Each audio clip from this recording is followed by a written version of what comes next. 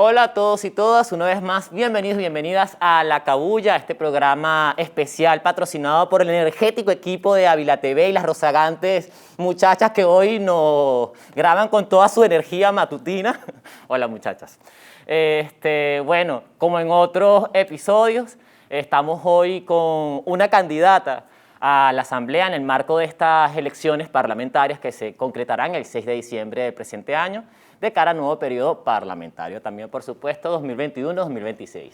Ella es nada más y nada menos que Asia Villegas, candidata a votolista nacional. Bueno, aprovecho que le presento para retirarme el tapabocas, considerando que estamos guardando, como en otras ocasiones también, las medidas de distancia, para que la relajación de las medidas no implica que dejemos de cuidarnos. Eso es súper importante porque ya estamos viendo que han habido otros brotes a nivel internacional en otros países y es importante, bueno, evitar ese escenario acá, ¿no? Bueno, estamos, como decía, con Asia Villegas, una compañera que tiene una amplia trayectoria en el marco de la construcción, creación de políticas públicas en defensa de los derechos de las mujeres, en la reivindicación de la mujer. Sujeto, bueno, que como hemos también un poco experimentado en o planteado, mejor dicho, en otros programas, cumple, bueno, un papel fundamental. Yo creo que es el principal bastión de movilización y de organización dentro de la revolución bolivariana. Asia Villegas es la número 19 en el voto lista nacional. También, bueno, tiene una amplia trayectoria en el estudio de la problemática de la mujer. Y pues, nada, bienvenida, la tenemos acá hoy afortunadamente. Ha sido recientemente ministra del Poder Popular para la Mujer. Mis saludos y con permiso me retiro el tapabocas, considerando que es la primera medida de bioseguridad y por supuesto el distanciamiento debido. Así que mis saludos, gracias a Ávila TV y por supuesto a La Cabulla. Gracias. En primer orden, porque vimos nacer Ávila TV, uno de los proyectos más bellos que se iniciaron en el año 2004-2005. Y creo que ha sido un referente en el tema de la creatividad de los medios de comunicación comunitarios y alternativos. Y lo otro, por supuesto, gracias por la invitación a La Cabulla y sorprendida gratamente porque veo que las camarógrafas son mujeres. Y siempre cuando vemos figuras de mujeres irrumpiendo en los oficios tradicionalmente de hombres, es grato. Y además espero que sean generosas conmigo en la imagen. Además, bueno, sí, agradecerte la invitación y estamos efectivamente en la honrosa tarea de asumir el rescate de la Asamblea Nacional junto con todo el pueblo venezolano. Creo que no es una tarea solo de los candidatos o las candidatas, es una tarea que vamos a la batalla de todo un pueblo por el rescate de la soberanía. Y efectivamente hemos sido honradas con este compromiso y aspiramos y lo estamos haciendo el mejor y el mayor de los esfuerzos en correspondencia a este compromiso. Chévere, bueno, un poco hemos ahí en otros episodios un poco explorado, bueno, desde la perspectiva de cada candidato y candidata, los retos, ¿no?, que depara este escenario. Pero ahora profundizando justamente en ese contexto y aprovechando lo que estamos viendo recientemente, ¿no? Este programa es grabado, pero el pasado domingo vimos la victoria del MAS en Bolivia. Cada vez más tenemos más cerca digamos, los comicios presidenciales en Estados Unidos que se realizarán este 3 de noviembre. Y allí uno también incluso escucha a la gente de a pie plantear que estas elecciones cumplen un papel dentro de este escenario geopolítico internacional y nacional también, ¿no? Entendiendo las tensiones también que tenemos dentro de Venezuela, el tema del bloqueo, el tema económico, la situación pandemia. Entonces, un poco también para revisar nuevamente este contexto, desde su perspectiva, ¿cuál es el papel que cumple esta elección? La primera cosa es que es nuestro 25º proceso eleccionario. Y eso no es poca cosa en un proceso revolucionario que se ha puesto como objetivo estratégico la transformación de la sociedad y donde nos hemos planteado en paz construir soberanamente la sociedad que queremos, el Estado, la nación que queremos. Y hemos definido mayoritariamente nuestro pueblo en los distintos procesos eleccionarios que la construcción de una sociedad nueva y que nosotros hemos llamado socialismo feminista es una sociedad de iguales. Y eso ha sido ratificado a lo largo de todos estos procesos eleccionarios. Esa decisión soberana, por supuesto, está en un contexto internacional. Y nosotros acudimos a este proceso eleccionario en unas condiciones absolutamente distintas. El chavismo, la sociedad que hemos políticamente constituido en una democracia protagónica y participativa, ha sido un baluarte en el tema de la movilización masiva de los distintos sectores de la sociedad y de las distintas formas organizativas que hemos asumido en estos ya 4 lustros de la revolución. Pero estamos acudiendo en el marco de la primera pandemia de este siglo. Y esta primera pandemia de este siglo condiciona que los procesos eleccionarios van a ser distintos y son distintos. Ya no hay avenidas repletas, 7 avenidas, movilizaciones en todos los territorios, pero no hemos dejado de estar movilizados, con pautas de cuidado, porque necesitamos llegar vivos, vivas y sobre todo saludables a ese proceso. Así que hemos estado respetando lo que ha sido el mandato de la Comisión Presidencial y por supuesto respetando el derecho a la vida, ¿no? Y eso significa disciplina.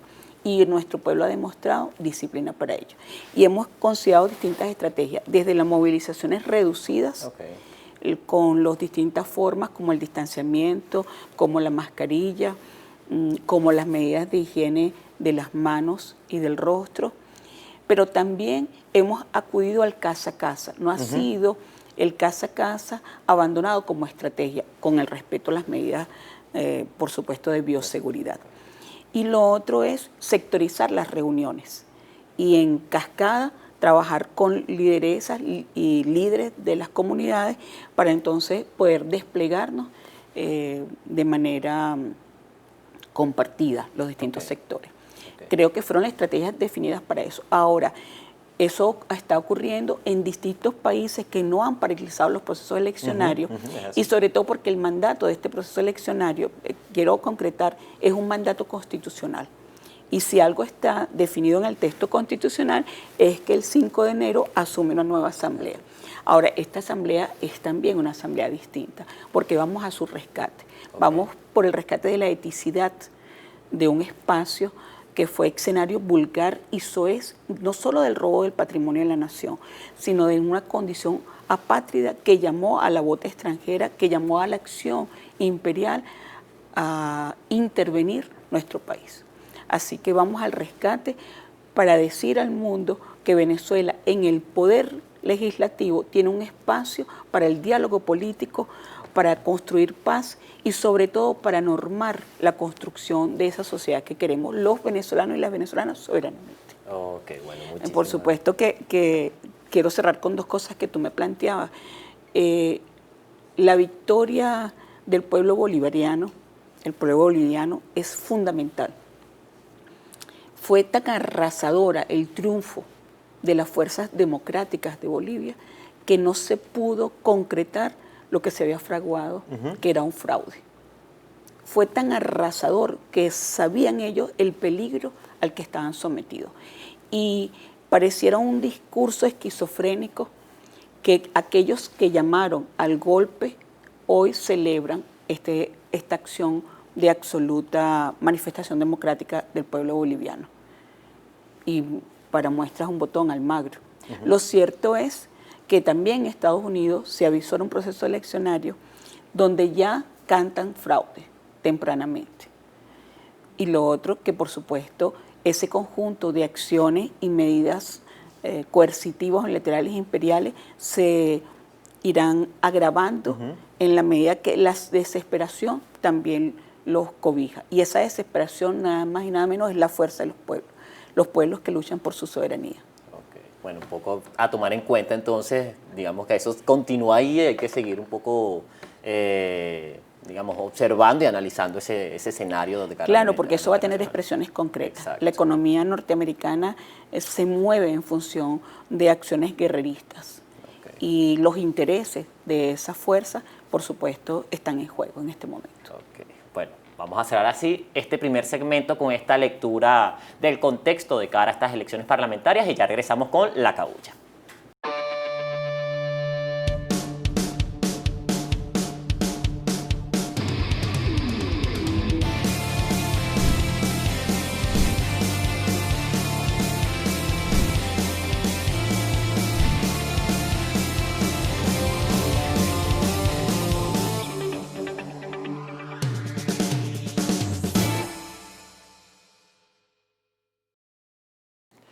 Y ya estamos de vuelta en este segundo segmento de La Cabulla, donde conversamos con Asia Villegas, compañera, bueno, que veníamos también un poco conversando de distintos espacios de qué hacer y el estudio para los derechos de las mujeres, de los derechos de la mujer, considerando la trayectoria que tiene usted en este ámbito. Y bueno, ya que siempre aprovechamos también un poco este segundo segmento para ahondar en lo que la candidata o el candidato hace, quería consultarle de cara al trabajo que usted ya desarrolla. Bueno, en principio en términos de los legislativos, de cara a los derechos de las mujeres, a la defensa del papel de la mujer, a su reivindicación y su condición de dignidad, ¿qué hemos avanzado en estos tiempos de revolución y cuáles son los desafíos? Bueno, que hemos avanzado. Sería corto este programa, pero quisiera un poco sintetizar, por supuesto, el texto constitucional, eso lo hemos discutido en muchos escenarios. Nosotros tenemos un texto constitucional donde solo el lenguaje no sexista es un gran desafío. Y ese desafío concreto en este texto debe bañar, debe impregnar a toda la institucionalidad y a toda la sociedad. Decir las ciudadanas, los ciudadanos. Porque lo que no se nombra no existe. Así mismo, tiene que ver con la construcción de imaginario. Y ustedes que están en los medios de comunicación saben lo potente que significa construir imaginario. Y ese lenguaje no sexista es un triunfo, por supuesto, de una agenda histórica de lucha de las mujeres. Esto como primer orden. Y segundo, todo el capítulo de derechos humanos, desde el 21 constitucional, que establece que todos y todas somos iguales y que no puede haber discriminación basada en sexo, género y otras condiciones sociales, es fundamental.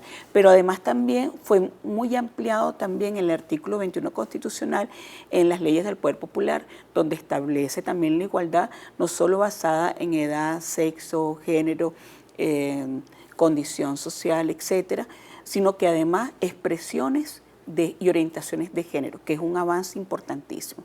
Pero luego está el 76 constitucional, es un artículo que establece el derecho a decidir, que describe el ejercicio de los derechos sexuales y los derechos reproductivos, cuando habla sobre el derecho a decidir el número de hijos e hijas que queremos tener y el intervalo entre los mismos. Pero además el 76 también lo establece, 75-76, el rol garante del Estado ante la maternidad y la paternidad y la responsabilidad en construir condiciones para el ejercicio efectivo de esos derechos. Después vamos al 88, que es un artículo absolutamente revolucionario, que a veces lo subestimamos en términos de su impacto y de su incidencia, que es que el trabajo que hacemos las mujeres históricamente en el rol reproductivo es trabajo. Es decir, cocinar, planchar, fregar, limpiar, cuidar los niños y las niñas, y todo un sinfín de labores domésticas es trabajo. Y si es trabajo, significa que mi condición de mujer en el hogar es productiva y productora. Yo produzco calidad de vida para la sociedad, para el hogar, para la familia, para el Estado. Y eso rompe con la lógica histórica de que las mujeres somos unas mantenidas o holgazanas. No, ella no hace nada, ella está todo el día en el hogar. Me gustaría meter en el hogar a los hombres permanentemente. Sí. Creo que la pandemia fue una oportunidad buenísima para que los hombres también empezaran a asumir roles en el tema del cuidado, en el tema de la reproducción. Y hoy lo podemos ver. Creo que es una oportunidad interesantísima para el quiebre de lo que es la división sexual del trabajo, que nos mete en el hogar y nos pone en tareas invisibilizadas y discriminadas. Entonces el 88... Una cosita, porque ahí va a venir el señor que cosa con el voy concretando. Ajá, el 88. Y luego está todo el artículo que también ustedes son fundamentales, que tiene que ver con el 103 en adelante, que tiene que ver con los derechos culturales. Entonces nosotros estamos hablando de una sociedad que es necesaria descolonizar, pero despatriarcalizar como un gran desafío, como un matrimonio nefasto entre una cultura hegemónica colonial y por supuesto el patriarcado como su expresión del machismo. Y luego está el avance en la Ley Orgánica por el Derecho de las Mujeres a una Vida Libre de Violencia. Nace en el 2007, reconoce 19 formas de violencia y empieza a construir una institucionalidad. Hoy tenemos 104 tribunales de justicia de género y tenemos 74 fiscalías especiales para la atención de los casos de violencia contra la mujer. Pero no es solamente la institucionalidad que hereda este texto, sino que además nosotros hemos avanzado en su modificación en el 2014, cuando se incorpora la inducción al suicidio y se incorpora el femicidio. 2 años más tarde, en el 2016, se crea la Fiscalía Especial para la Atención del Femicidio. De cara un poco a los desafíos, considerando que hay todo este entramado institucional muy puntual, considerando ahí que tenemos un poco tiempo, ¿qué desafíos o tareas en lo legislativo? Claro, parte también de este texto es que hemos construido institucionalidad, tenemos un Ministerio del Poder Popular para la Mujer, tenemos 24 estadales y tenemos 139 municipales. Pero más que la burocracia en la institucionalidad, tenemos un poder popular del sector mujer con una fuerza. Yo te pongo un ejemplo, el Plan Nacional de Parto Humanizado. Allí hay 19.000 compañeras formadas como promotoras comunales de parto humanizado, y de las cuales están activas cerca de 12.000. Ahora, tú me dices cuántas servidoras públicas no llegan a 20, 24 cuando mucho, porque sabemos que se ancla es en la organización popular, y así nos pasa. La nómina del Ministerio de la Mujer, que no es bueno, pero un poco de ejemplo, son 1.200 personas, trabajadores y trabajadoras históricos, con constancia, con perseverancia, con compromiso, con conciencia de género. Pero más importante es que esa pequeña nómina moviliza al sector mujer, y ese sector mujer se apropia de su propio rol protagónico, y tenemos el 70% de las mujeres es lideresa de base popular. En toda la estructura, en toda la arquitectura del poder popular. Somos el 70% de la matrícula universitaria. ¿Y qué es eso? Ese es el resultado de las políticas de educación que han territorializado en las aldeas universitarias la posibilidad que yo, que tengo 3 muchachitos en el supuesto, yo puedo ir a la aldea que me queda más cercana. O yo, que tengo a mi papá o mi mamá con alguna discapacidad o enfermo, tengo la posibilidad de ir cercana y no tengo que mudarme a la capital a estudiar en la Universidad Central de Venezuela o en cualquier otra universidad. Se trata del conjunto de políticas e institucionalidad que me permite que la igualdad sea real, sea concreta. Y eso lo logramos los 3 primeros lustros de la revolución. Concretar condiciones de igualdad para la vida, para la gratificación de la vida y para el ejercicio del protagonismo. Pero nefasto día en que las medidas coercitivas unilaterales empezaron a socavar esas condiciones que veníamos desarrollando. Ok, bueno, vamos a cerrar así este segundo segmento y profundizamos un poco en el tema de, bueno, entonces de qué queda ahora los desafíos. Exactamente, a partir del contexto actual. Gracias por seguirnos y volvemos en un próximo segmento de La Cabulla.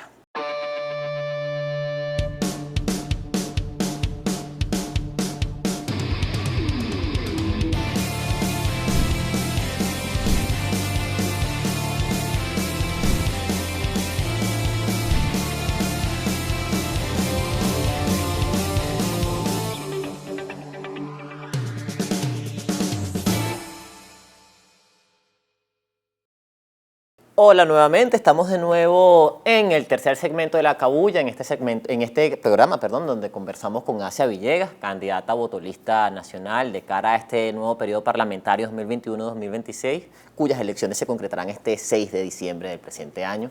Y bueno, estábamos conversando, partiendo de su trayectoria, un poco, digamos, los logros, las conquistas que hemos logrado en Revolución de cara esencialmente a los derechos de las mujeres. Ahora, no logramos como afinar tanto en los desafíos, ¿no? Pero conversamos ahí en el entremedio. Si pudiese ahora compartirlo con los espectadores y espectadoras, ¿qué desafíos, qué tareas hay para afinar un poco esta institucionalidad y todos estos logros legislativos ya que se han logrado para las mujeres? Bueno, creo que de lo conversado, uno de los temas fundamentales, por supuesto, es ampliar en el texto constitucional lo que tenía que ver con el artículo 76 constitucional, el 88, y por supuesto consolidar el lenguaje no sexista, como te decía, en toda la institucionalidad y en toda la documentación que emite el Estado venezolano, un poco para impulsar este ejercicio del lenguaje que construye imaginario en la cotidianidad de la sociedad.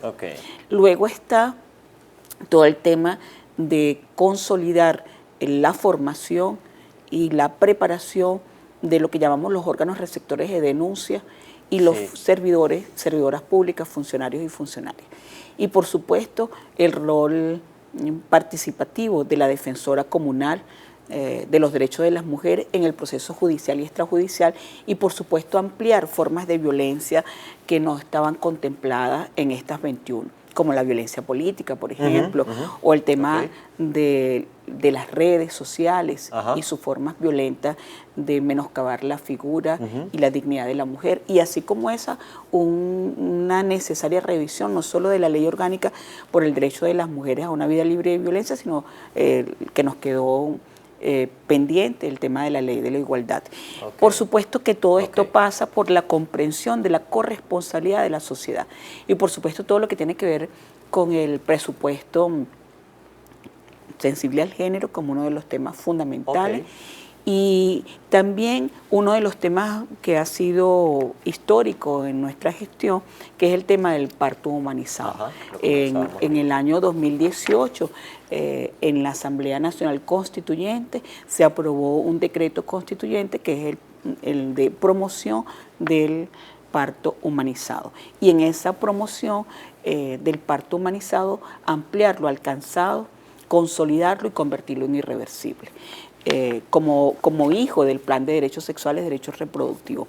Y por supuesto, todo lo que tiene que ver con la necesidad del reconocimiento a ese trabajo que llamamos productivo y productor, el rol de las mujeres como productivas y productoras y su incorporación al Producto Interno Bruto, todo el impacto en la economía, el reconocimiento de ese impacto en la economía. Para nosotros y nosotras también tiene que ver con todo el tema de consolidar el rol de las promotoras comunales de parto humanizado y todas las formas organizativas de las mujeres que nos ha permitido hoy ser el 50% de las postuladas a los cargos de elección popular en este proceso eleccionario. Pero además también decir el 90% son caras nuevas que, como en mi caso, no nos habíamos postulado anteriormente a ningún cargo de elección popular.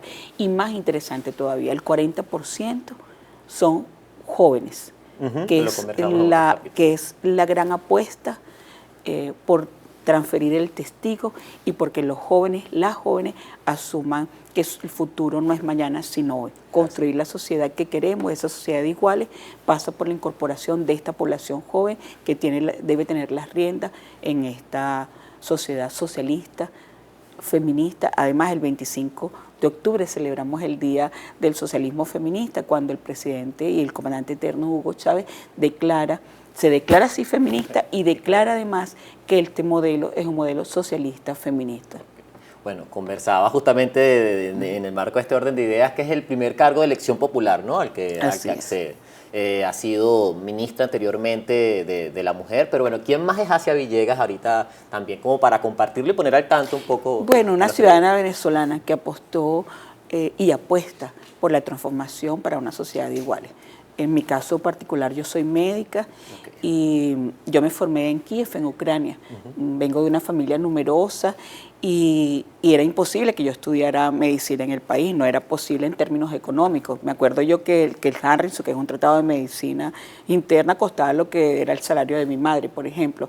Así que la opción de estudiar en la extinta Unión Soviética fue una opción para que me hiciera posible en mis estudios como profesional de la salud.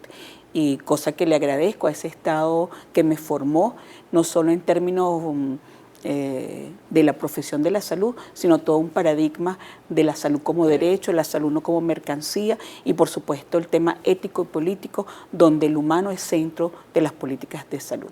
Pero además de eso, bueno, soy madre de una hija hermosísima y creo que si tú me preguntas cuál es mi decisión de vida, la conciencia absoluta de ser socialista, porque creemos que la condición de iguales se pelea, se construye, se consolida, y esa condición de iguales nos permitiría realmente esa suprema felicidad de la que hablaba Simón Bolívar. Para mí ha sido un goce, un disfrute, un privilegio hacer servicio público. Soy médica, pero realmente si tú me preguntarías, creo que mi gran profesión hubiera sido trabajadora social y en eso me he consolidado. Bueno, muchísimas gracias por compartir en este episodio con nosotros de La Cabulla. Creo que ha quedado bastante claro el conjunto de propuestas, ¿no? Que desde su perspectiva, desde su trayectoria, desde su experiencia están de cara a la Asamblea. Vamos a cerrar. Sí, vamos al rescate de la Asamblea Nacional.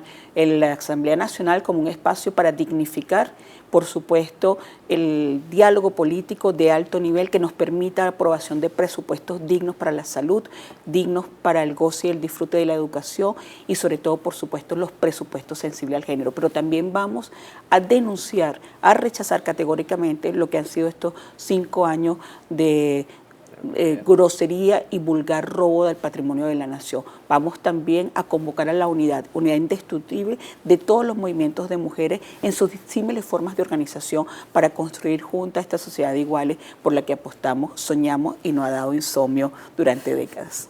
Muchísimas gracias. Bueno, así cerramos este episodio de La Cabulla, donde estuvimos conversando con Asia Villegas. Nos vemos en una próxima ocasión y bueno, ya sabes, 6 de diciembre, sal a votar. Chau.